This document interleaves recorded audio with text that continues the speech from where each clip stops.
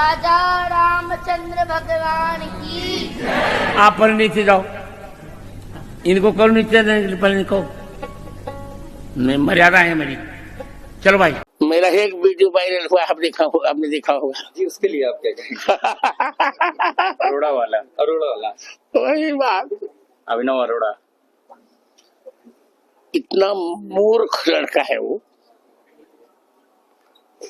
कहता है कि कृष्ण उसके साथ पढ़ता, शिष्यता से मुझको बोलने का मायना नहीं, भगवान के उसके साथ पढ़ेंगे। मैंने तो वृंदावन में उसको बहुत डांटा था।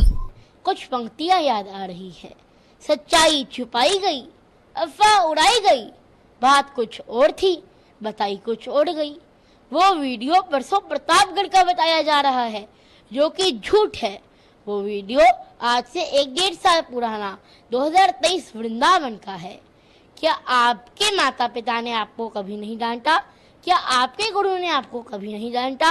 अगर देश के इतने बड़े संत जगत गुरु श्री रामभद्राचार्य जी ने मुझे डांट भी दिया, तो इसको देश का सबसे बड़ा मुद्दा क्यों बनाया जा रहा है? ये तो किसी ने नहीं डाला कि जगत गुरु रामभद्राचार्य जी ने उसके बाद मुझे अपने रूम में भी बुलाया था और अपना आशीर्वाद भी दिया था। लेकिन आपने बोला कि रामभद्राचार्य जी ने मुझे डांटा। अरे आपके गुरु ने भी तो आपको 8 साल की उम्र में कभी डांटा होगा, 9 साल की उम्र में कभी डांटा होगा। क्या आपसे 8 साल की उम्र में, 9 साल की उम्र में कभी गलती नहीं हुई क्या? लोग कह रहे हैं आप स्कूल नहीं गए। अरे मैं स्कूल जाता हूँ, और आज ऐसी स्थिति आ गई है कि मुझे इतनी ज्यादा ट्रोलिंग कर रही है कि मैं इन लोगों की वजह से स्कूल नहीं जा पा रहा हूँ। मेरी वजह से मेरी बहन भी स्कूल नहीं जा पा रही है। आपको सोशल मीडिया पर बहुत कुछ कहा जा रहा है, कई गंदी गंदी बातें भी आ रही हैं उसमें लिखी हुई। इसके अलावा कुछ हमने सुना है फ़ोन कॉल्स आ रहे हैं आपके घर पर परिवार वालों के पास, उसमें भी कुछ कहा जा रहा है। ट्रोलर्स इस तरह से लगातार कर रहे हैं, तो इस सब पर आपका क्या कहना है? मेरे घर वालों के पास रोज 500 से 1000 कॉल्स आ रही है। और उस देखिए, जैसे दिवाली आ रही है, सब दिवाली की तैयारी कर रहे हैं, दिवाली की शॉपिंग कर रहे हैं, और मेरे घर वालों के पास कॉल्स आ रही हैं कि आप घर से बाहर नहीं निकल सकते, आपको जान से मार दिया जाएगा।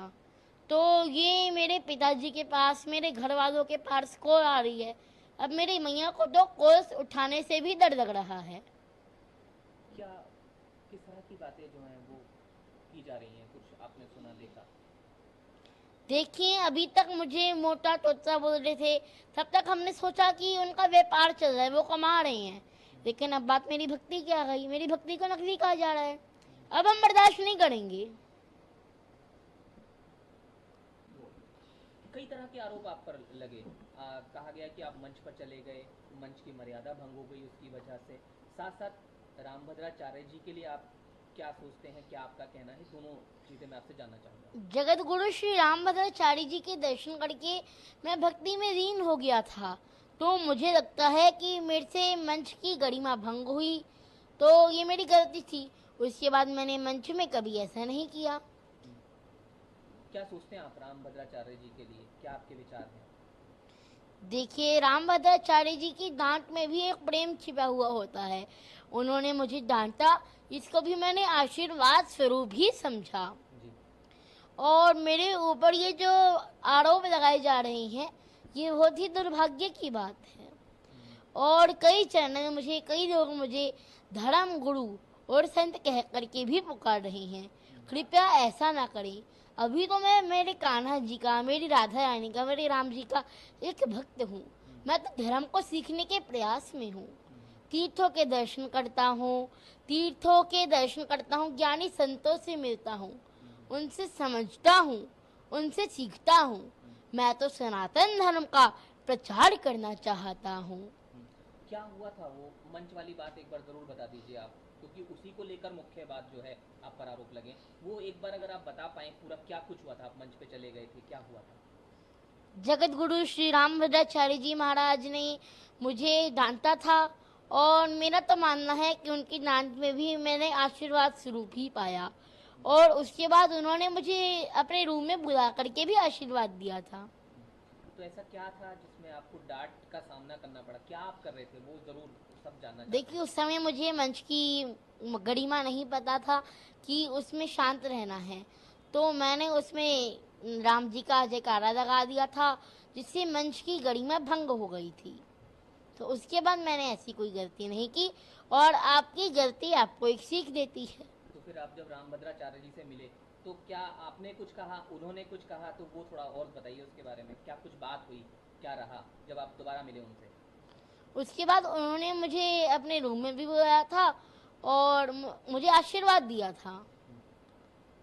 और अब जब आप वो वीडियो देख रहे हैं कि दोबारा रामभद्राचार्य जी आपको कह रहे हैं, आपके लिए एक शब्द का इस्तेमाल उन्होंने किया है, तो क्या आप उस पर कहना चाहेंगे? जो दोबारा वीडियो सामने आया रामभद्राचार्य जी का, उन्होंने मूर्ख शब्द का इस्तेमाल किया है। जी, उनकी डांट में तो प्रेम है, आशीर्वाद है।